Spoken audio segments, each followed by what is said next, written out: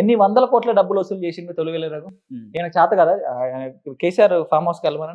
ఎందుకు నేను చెప్తాను పవన్ కళ్యాణ్ గారు అక్రమాలు బయట తీస్తున్న వాడు రఘు టార్గెట్ చేసిండ్రా? అసదుద్దీన్ పవన్ కళ్యాణ్ చెప్తా అసదుద్దీన్ అక్బర్ చెరువు దగ్గరికి వెళ్ళమండి. ఫాతిమా కాలనీ వెళ్ళమనండి. ఎందుకు వెళ్ళట్లే అక్కడికి?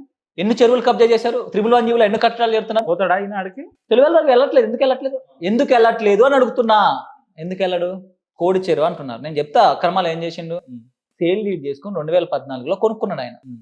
2014లో కొనుక్కున్నాడు. ఎవరు చేశారు? రిజిస్టర్ ఆఫీస్ లో జరిగింది. అది ప్రభుత్వ శిఖం భూమి చెప్తా ఎవరు మ్యూటేషన్ చేశారు? అది ఎంఆర్ఓ మ్యూటేషన్ చేశారు, పవన్ కళ్యాణ్ తప్ప. ఇప్పుడు కబ్జా అంటే ఏమంటారు చెప్పండి? మీరు ఒక ఎకరం కొనుక్కుని చెరువు పక్కన పట్టా భూమి, ఆ చెరువును ఆక్రమించి మట్టి పోస్తే కబ్జా. 40 సంవత్సరాల నుంచి రికార్డు ఉంది ఆ భూమికి. ఆయన వేరే వాళ్ళ దగ్గర కొనుక్కుందాన్ని కబ్జా అంటారా? ఒకవేళ నిజంగా చెరువు కబ్జా చేసినా అమ్మినోడు ఈయనకు అమ్మితే ఈయన మోసపోయినట్టా లేకపోతే కబ్జా చేసినట్లా? కబ్జా చేసిన ఈ బ్యాచ్ అంతా మీరు చెప్పే బ్యాచ్ పృథ్వీరాజ్ గారు వీళ్ళంతా పోయి ఆడ హంగామా చేసి బీర్ సీసాలు ఎల్లమ్మ గుడి పెట్టిండు, బీర్ సీసాలు పెట్టి ఇంకోటి చెరువు మధ్య నుంచి ఫెన్సింగ్. నేను అడ్వకేట్ కూడా చెప్తున్నా అది ఇల్లీగల్. అసలు అమ్మినోళ్ళు కూడా ఏం కబ్జా చేయలేదు, అది రికార్డు ఉంది. ఇంకోటి ఏంటంటే మీరు తెలంగాణలో ఏ చెరువుని అడగండి, లేకపోతే మీ ఊరికి ఫోన్ చేసి అడగండి, ప్రతి చెరువులో శిఖం పట్టాలు ఉంటాయి. సర్కారీ శిఖం వేరు, ప్రైవేట్ శిఖం వేరు. సర్కారీ శిఖం అంటే చెరువులో ఉండే 2 రకాలు. చెరువులో ఉండే ప్రభుత్వ భూమిని సర్కారీ శిఖం అంటారు. అదేంటంటే ప్రభుత్వ భూమి, దాన్ని ఎవరో అదిగానే మనం ఆక్రమించుకుంటే అది కబ్జా చేసినట్లు. ఇదేంటి? ప్రైవేట్ పట్ట. శిఖంలోనే ప్రైవేట్ పట్ట ఏంటంటే దీన్ని వ్యవసాయం చేసుకోవడానికి వాడతారు. వ్యవసాయం అంటే ఏంటంటే ఇది FTL లోనే ఉంది, ఫుల్ ట్యాంక్ లెవెల్లోనే ఉంది, బఫర్ జోన్ లో ఇవన్నీ ఉంటాయి. ఈ వర్షాకాలం వచ్చినప్పుడు ఆ చెరువు నిండిపోయినప్పుడు అక్కడ నీళ్లు ఉంటాయి, వ్యవసాయం చేసుకోవచ్చు, స్టోర్ అవుతుంది. తర్వాత ఎప్పుడైతే ఎండాకాలం వస్తుందో అప్పుడు అక్కడ వ్యవసాయం చేసుకోవచ్చు. ఎంటైర్ తెలంగాణలో ప్రతి చెరువులో ఉన్నాయి ఈ శిఖం పట్టాలు, ప్రతి చెరువులు. ఏంటంటే అక్కడ కాన్సెప్ట్ లో కొనుక్కుని అక్కడ 70-80 ఆవులని పెంచుకుంటాం మా పవన్ కళ్యాణ్ గారు. దాన్ని ఏంటంటే వాటర్ కోసం అట్ ద సేమ్ టైం మీ ఇంట్లో 10 ఆవులు ఉన్నాయి అనుకో, 2 ఎకరాలు మనం బీడి భూమి కొద్దాం. 70 ఆవులకి ఎంత 70 ఆవులకి ఎంత బీడి భూమి కావాలి? దగ్గర అట్లా అదొక పర్యావరణాన్ని చేసే విధంగా శిఖం భూమిలో గన కట్టడాలు చేస్తే. అంటే రఘు అనే వ్యక్తి ఏది పవన్ కళ్యాణ్ గారు అఫిడవిట్ చూపిస్తూ సాక్షాత్తు ఇగో ఇందులో 10 ఎకరాలే ఉన్నాయి, మిగతా భూములు ఎటు పోయినాయి, అది ఇదే ఏదేదో మాట్లాడి. ఏమన్నా ఎవరైనా కబ్జా చేసిన భూమిని అఫిడవిట్ లో పెడతారా? చెప్పండి, ఎవరైనా పెడతారా? ఆయన కబ్జా చేయలేదు కాబట్టి అంతగానమే సేల్ లీడ్ చూపిస్తారు. సేల్ లీడ్లు ఏముంటది? అమ్మినోరి పేరు, కొనుక్కోలేని పేరు ఉంటుంది. వీళ్ళు అక్కడికి వెళ్ళి ట్రెస్ పాస్ కింద వస్తుంది. మేము వదిలేసిన, వీళ్ళు ఎందుకు లేదు చిల్లర కావాలని వదిలేసిన మొత్తం హంగామా చేసారు కదా. పృథ్వీ అనేటువంటి తెలంగాణ వాదిని, తెలంగాణ ఊరికే బట్టలు తెచ్చుకుంటాడు. కామన్ సెన్స్ ఉంది ఆయనకి. బీర్ బాటిల్ ఇదిగో చూడండి, సనాతన ధర్మం అనే పవన్ కళ్యాణ్ బీర్ బాటిల్ పవన్ కళ్యాణ్ దాకా పడేసింది అక్కడ. ఏం మాట్లాడతారని? ఇదిగోండి సనాతన ధర్మం అనే మాట్లాడు పవన్ కళ్యాణ్. ఏంటంటే బాబు భూమిలో పృథ్వీ అనే వ్యక్తి ఈ తెలంగాణ రాష్ట్రంలో ఎక్కడ అన్యాయం జరిగినా మొదట ఆయనే ఉంటాడు. చందాల కోసం దందాల కోసం ఆయన ఏడిపోతే న్యూస్ ఛానల్ పెడతారని డబ్బులు వసూలు చేసిండు. అవి బయటకు వచ్చారు బాధితులు మా దగ్గరకు వచ్చారు. న్యూస్ ఛానల్ పెడతా అని ఒకటి డబ్బులు తీసుకున్న బాధితులు మా దగ్గర బెదిరిస్తురా? బెదిరించటం ఏంటండి? బెదిరించటం ఏంటి అంటే ఆయన బెదిరించొచ్చా? ఎవడాన్ని ప్రైవేట్ భూమిలోకి వెళ్ళటానికి? వాడికి ఎవడక్కడ ఇచ్చిందండి వెళ్ళటానికి? ఎవడక్క ఇచ్చిన వాడికి? ఏం మాట్లాడతారు? ఇదే క్వశ్చన్ అడిగితే ఇది మా తెలంగాణ ప్రాంతం, తెలంగాణ ప్రాంతం మేము ఏదైనా చేస్తాం. తెలంగాణ ప్రాంతంలో రూల్స్ ఉండవా? నేను తెలంగాణ ఉంది కదా. అరే నాలెడ్జ్ బ్రెయిన్ ఉంటుందా తొలివేల రఘు కానీ అతనికి కానీ? అది శిఖం పట్ట కొనుక్కున్నాడు, ఇంకేం కావాలి చెప్పు? కబ్జా అంటే ఏంటి? కొనుక్కోవటం అంటే ఏంటి? తేలి రిజిస్ట్రేషన్ చేసుకుని రిజిస్ట్రేషన్ ఆఫీస్ లో చేసుకుని MRO ఆఫీస్ లో మ్యూటేషన్ చేయించుకున్నాడు.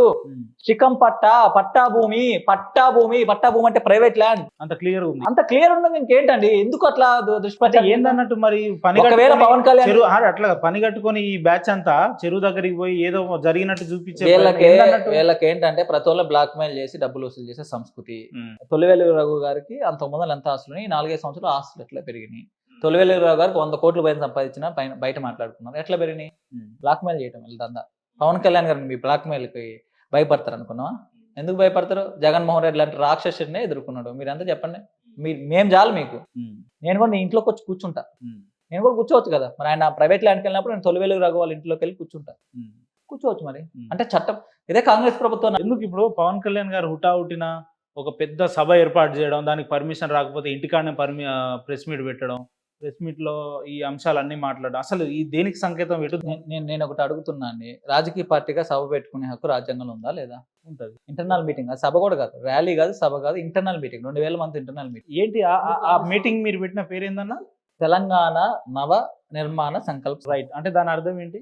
తెలంగాణని ప్రజల తెలంగాణ ప్రజల అది ఇంటర్నల్ మీటింగ్, అది ఆ? తెలంగాణ నవనిర్మాణం అనేది ఇంటర్నల్ మీటింగ్ 2000 మంది ప్రాంతీయ అరే సభా వేదిక వేదాలని సభా వేదిక పేరు అది. అంటే నేను తెలంగాణ ఉన్నా కదా, ఏం మాట్లాడతారు బ్రదర్ మీరు? నేను తెలంగాణ నవనిర్మాణ సభ పెట్టుకుంటే మీకేంటి ప్రాబ్లం? తెలంగాణ నవనిర్మాణం అంటే జనసేన అవును నవనిర్మాణం అని చెప్తున్నా. మీకు చెప్పిన ఉద్యమకారుల్ని విద్యార్థి నాయకుల్ని గవర్నమెంట్ లో ఇన్వాల్వ్ చేయకుండా దారుణమైన పరిపాలన చేస్తూ అన్ని వర్గాలు నాశనం చేస్తున్నారు. ఒక నిమిషం, కాంగ్రెస్ కానీ బీజేపీ బీఆర్ఎస్ ఇవేమో ఆరోపిస్తున్నాయి అంటే తెలంగాణ నవనిర్మాణం అంటే ఈడ నవనిర్మాణమే 10 సంవత్సరాల్లో అమరావతి మీరు చూసుకోండి, మీకు ఇక్కడే పని అమరావతి చూస్తాడు, తెలంగాణ చూస్తాడు, తెలుగోడు ఏం ప్రాబ్లం ఏమో చూస్తాం.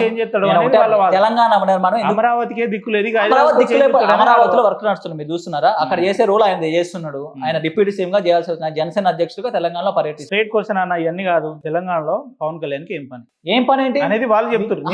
ఏం పని ప్రతిపక్షాలు చెప్పి ఏం పని ఏంటి నాకు చెప్పిన పని ఏంటి అనేది జనసేన పార్టీ తెలంగాణలో ఉంటది. తెలంగాణ ప్రజల ఆకాంక్షల కొద్దీ జనసేన పార్టీ ఇక్కడ పనిచేస్తుంది. తెలంగాణ నవనిర్మాణ సంకల్ప సభ మనం ఎందుకు పెట్టినాం అంటే 10 సంవత్సరాల్లో 1,00,000 కోట్ల పైగా కేసీఆర్ కుటుంబం దోపిడీ చేసింది. తెలంగాణ ప్రజల యొక్క ధనాన్ని దోపిడీ చేసింది, వాళ్ళ కుటుంబ పరిపాలన చేసింది. మీరు తెలంగాణ ప్రజల ఆత్మగౌరవం నిర్మాణం చెప్తా ఆత్మగౌరవం పరిపాలించింది, కుటుంబ పరిపాలన చేసింది. అందుకనే తెలంగాణ ప్రజలు విశ్రయించుకున్నారు. ఉద్యమకారులకి జరిగిందా లాభం? విద్యార్థులకు లాభం జరిగిందా? నిరుద్యోగులకు తెలంగాణ నీళ్ళు పేరుతో దోపిడీ చేశారు కదా. మేము మాట్లాడినా 10 సంవత్సరాలు మేము అవకాశం ఇచ్చినా లేదా? 10 సంవత్సరాలు ఈయనకు 2.5 సంవత్సరాలు ఇప్పుడు అవకాశం ఇచ్చినా. ఏనేం చేసినా నాకు చెప్పిన విద్యార్థి నాయకులకు అవకాశం ఇస్తున్నా. జానారెడ్డి కొడుక్కి, మైనపల్లి హనుమంతరావు కొడుక్కి, ఎవరో యశస్విని రెడ్డి అంటే ఇంకొక ఆమె అక్కడ ఇంకొక పరణికా రెడ్డి అంట. అంటే వీళ్ళంతా యూత్ లీడర్. వీళ్ళు ఎవరు youth leader? Manavatharao youth leader, Durgam Bhaskar youth leader, Balalakshmi youth leader. ఎవరు యూత్ లీడర్? తెలంగాణ ఉద్యమంలో ఉంది ఎవరు? యశస్విని రెడ్డి తెలంగాణ ఉద్యమంలో ఉందా? మైనంపల్లి హనుమంతరావు కొడుకు తెలంగాణ ఉద్యమంలో ఉందా? ఎవరు తెలంగాణ ఆకాంక్షల కోసం పనిచేస్తున్నారు? పవన్ కళ్యాణ్ పనిచేస్తున్నాడు. నాకు ఇచ్చిన సీటు సంపత్ నాయక్ ఉద్యమకారుడు కాదా? సంపత్ నాయక్ సీట్ ఇచ్చిందా ఏదైనా పార్టీ? ఏదన్నా ఎవరు ఇచ్చారు? విత్ బీజేపీ అలయన్స్ లో పవన్ కళ్యాణ్ గారు ఇచ్చారు. మీరు వేరే అవకాశాలు వస్తున్నాయి. ఎవరు ఇచ్చారు? నేను ఇప్పుడు బీఆర్ఎస్ లో ఉద్యమకారులు లేరా? పిడమర్తి రవి ఉద్యమకారుడు కాదా? ఎర్రోల సీను ఉద్యమకారుడు, కిషోర్ బాలక సుమన్ ఉద్యమకారుడు. ఎంతమంది? పిడమర్తి రవి ఓడిపోయింది. ఎంతమంది? పిడమర్తి రవి గారు ఓడిపోయింది. నిన్న పోటీ చేసి రాజారాం యాదవ్ గారి పరిస్థితి ఏందండి? ఈ రోజు ఉద్యమాన్ని భుజాల మీద నడిపించిన రాజారాం యాదవ్ గారి పరిస్థితి ఏంది? జనసేన నుంచి రామకృష్ణ అనే వ్యక్తి ఖమ్మం నుంచి పోటీ చేసిన లేదా? ఓడిపోయింది కదా. మరి ఓడిపోతే మళ్ళీ అవకాశం ఇస్తారు. నేను చెప్తున్నా చెప్పాను. ఒకసారి కార్పొరేషన్, కవిత ఓడిపోతే మళ్ళీ ఎమ్మెల్సీ ఎందుకు ఇచ్చింది? కవిత పెద్ద ఉద్యమకారుల పెడమర్తి రవి గారు కన్నా. కవిత ఓడిపోతే ఎమ్మెల్సీ ఇచ్చిండు, పెడమర్తి రవి గారికి ఎందుకు ఎవరని అడుగుతున్నా.